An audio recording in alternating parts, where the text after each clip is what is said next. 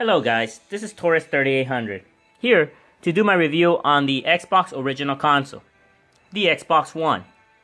No, the original console, Xbox One, which was released in November 15th, 2001. So as we approach that date here in 2016, I like to take my time to really kind of, review the console, kind of appreciate its aesthetics, which many people liked it or loved it. Me personally, I loved it. It looks like a freaking tank, like something radioactive, especially with the big green Xbox logo right in the top. So this console was actually my first most powerful console, and my first console to be in production and still be making games at that time. I did have a Dreamcast, but by the time I got it, the games were Sega was actually ceasing production of the Dreamcast itself, which sadly I asked my parents at that time for money for the Dreamcast, and when they bought it, it was already out the door. So this is the console I bought with my own hard-earned money. I was 15 at the time in 2001. Well, 14, 15, yeah. So I actually had enough money by working side jobs and some things that I did in school to really get some money in, since my family was at a low income. This was the box that actually has a place in my heart because of that, from my hard beginnings. The Xbox, further ado, let's talk about the Xbox. The Xbox is a home video game console, as everybody knows, based on PC architecture, and I'll tell you why. It was the first installment by Microsoft in the console series, which, like I said, was released in November 15, 2001 in North America. In other countries in the rest of the world, 2002. This console made its debut in the 6th generation of gaming consoles, which respectively was started by the Dreamcast, but the Dreamcast never really got to full effect or full motion because the PS2 stopped it in its dead tracks. For me, the PS2 was something incredible, but it's something I wasn't looking for. I saw this big picture of a silver box made out of aluminum, which was presented in I forgot, was it Macworld? I don't know what's it called. It's a video game or electronics convention, and they showed this big silver Xbox per se. Xbox, in a shape of an X, silver with a green glowing light in the inside. So I was really interested in that. Plus, I can never get really used to the PlayStation controller.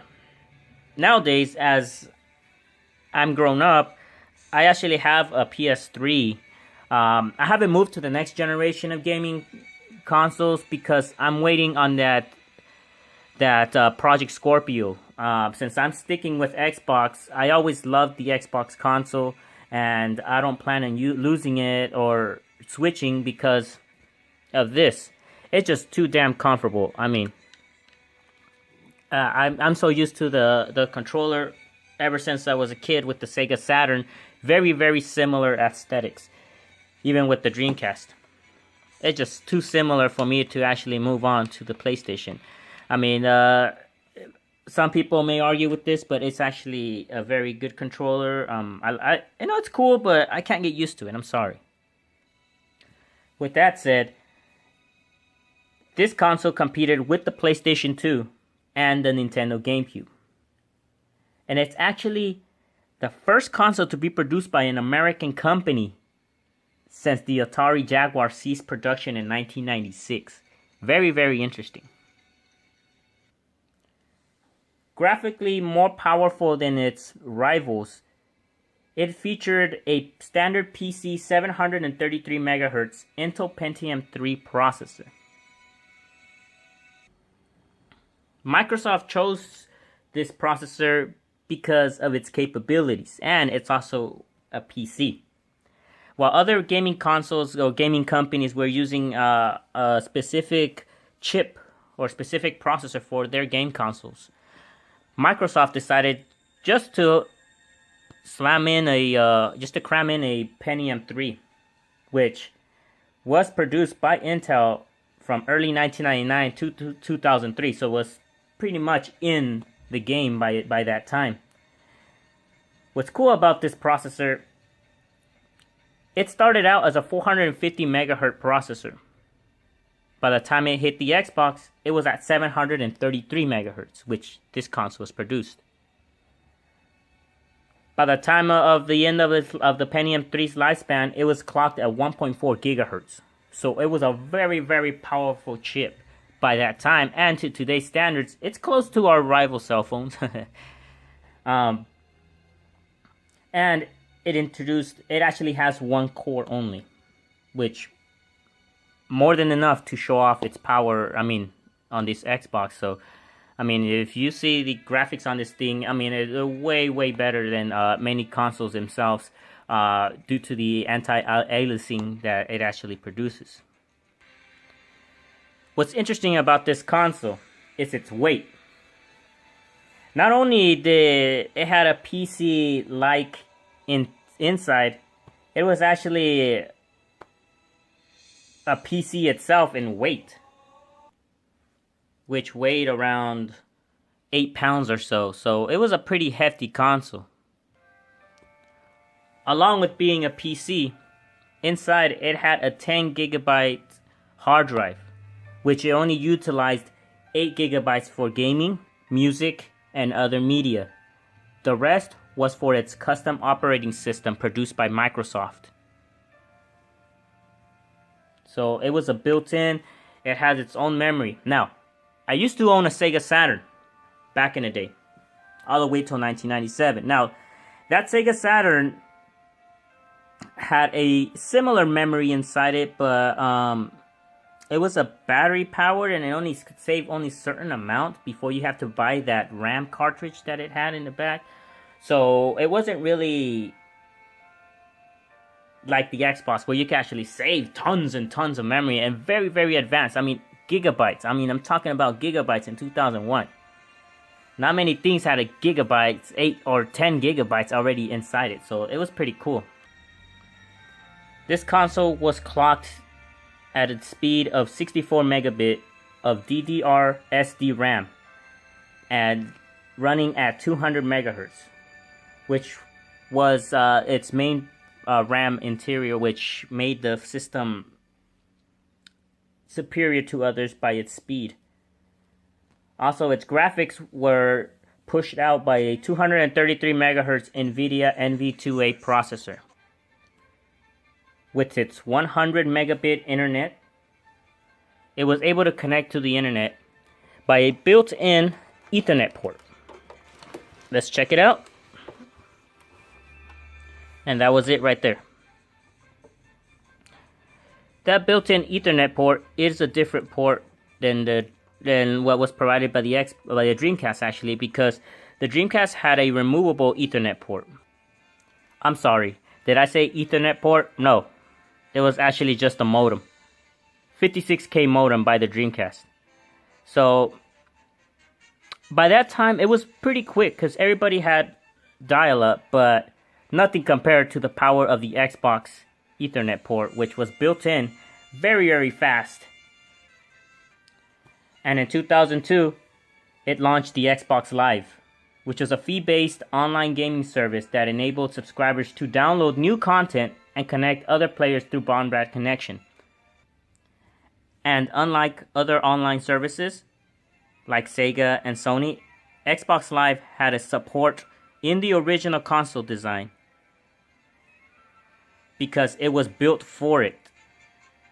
Sega had to go through a third-party online system to actually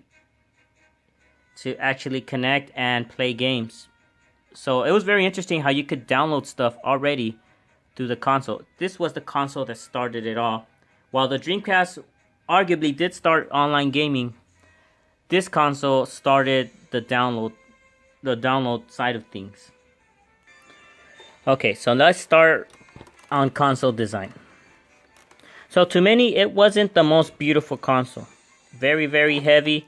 And in Japan, where they were used to smaller, more practical things, this one was just a big beast that sit in your living room. For me, this was actually a centerpiece of my living room. It was, it had a DVD drive, so you could actually play DVDs through a special peripheral that connected to one of the controller ports, and also a remote.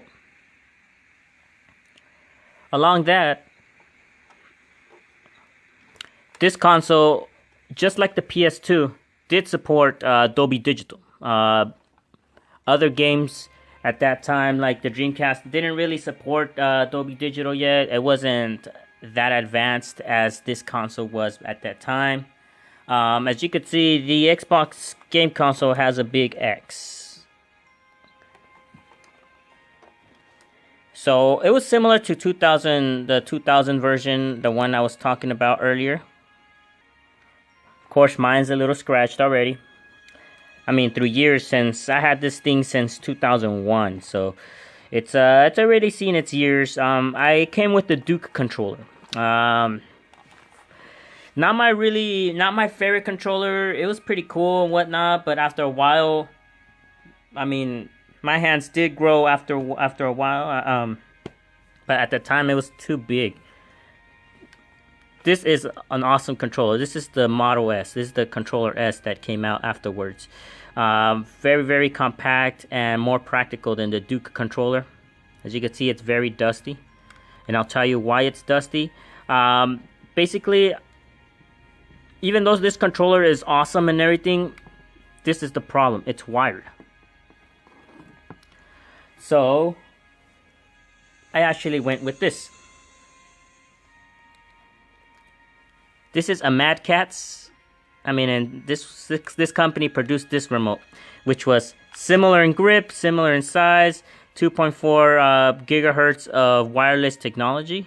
So it didn't have an IR blaster, but I was using this controller for many, many years till the Xbox 360 came out, as you could see in the background over there. The Xbox 360 came out and introduced me to wireless. Now, this console, I still use it in my bedroom, so I have to use this. This is the controller I use now. It is a wireless controller. It has a dongle, which connects to the ports. It has a memory card reader. And, it works perfect. It works great. But, I no longer use this controller. I do have more controllers to fit all 4 controller ports. Just like the Dreamcast, this box came with 4 controller ports. So, unlike the PS2, which only had 2, it did come with 4 controller ports, just like the Dreamcast. So, similar in design. So, that's why I chose this console. The design of it, and even the buttons are so damn similar to the Dreamcast. It's just amazing. So I can't get used to the PS2 controllers, or any other controller. Nintendo has one of the best in the market controllers as well. I did grow up with the NES and the SNES, but this controller still beats that. It just molds to my hand. So it has a power button and eject button here.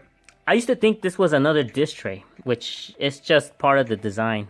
This is the disc tray right here where it says the big blocky Xbox. And then, at first, I didn't really like the Xbox logo right there. It's just kind of big and green. I would have liked it if it looked like this, right on top of it, with this logo. But, that what makes it different. But it kind of reminds me of the Mountain Dew edition of the Xbox. Because I don't know if you guys remember that special promotion with the big, ugly green Xbox console by Mountain Dew. You drink enough of that stuff and basically you could win one. When you look at it, what does it look like? for me, I like how Xbox went back, well, Microsoft went back and did the same design or similar design on the Xbox One. On the inside, you could see a big shield, which is a heat shield inside the box itself. The AV connector, the power button, and the fan itself. The fan is fairly quiet. It's very, very big compared to the Dreamcast's tiny, tiny little fan right there. That tiny fan right there, this console was very, very loud. But on the Xbox, it was super, super quiet. I mean, you could hear it, but it's not super loud like what it did on the Dreamcast. And this one is more of a very, very low, pleasant sound. I mean, this console feels like quality. I'm talking about, I mean, when I bought this console, I knew I bought quality, and this was my main console for years on end. I couldn't get rid of this console as much as I tried. I didn't move on to the Xbox 360 till 2007. 2 years after it actually came out. Reason why? Because I was just too into this console. It was just way, way too cool.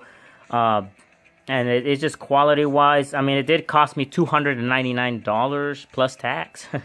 So it was pretty pricey. But by the time I was ready to move on, this was it right here. Let me remove this console for a bit. This console's heavy. Let's go to another one right here. And this was it. Sorry for the cameras. I'm still starting, guys, so it's not gonna be perfect, but this was it right here. It was called the Halo 3 Xbox. I wasn't ready to move on till I see something that captivated my eye, and this box right here was it. It was just way crazy cool. So I wasn't ready to move on till I saw this. The Master Chief color of the lenses right on the disc. As you can see, I keep it in perfect condition. Why do I keep it in perfect condition? Because the damn thing cost me $4.99 when it came out in 2007. But it came with this cool controller, minus the keyboard. The keyboard is different. That's a different peripheral I bought because I needed to type things. And now that I watch Netflix a lot on it, I needed to upgrade. And headphones like this, with this microphone for Xbox Live. So that's why I upgraded. Because something needed to catch my eye to upgrade from the original Xbox. So to upgrade, it had to be worth it. I mean, that 360 back there.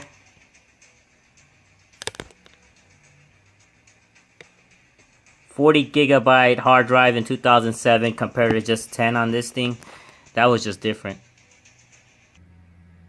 But meanwhile, this console was beast. So now as we approach the 8th generation of gaming consoles.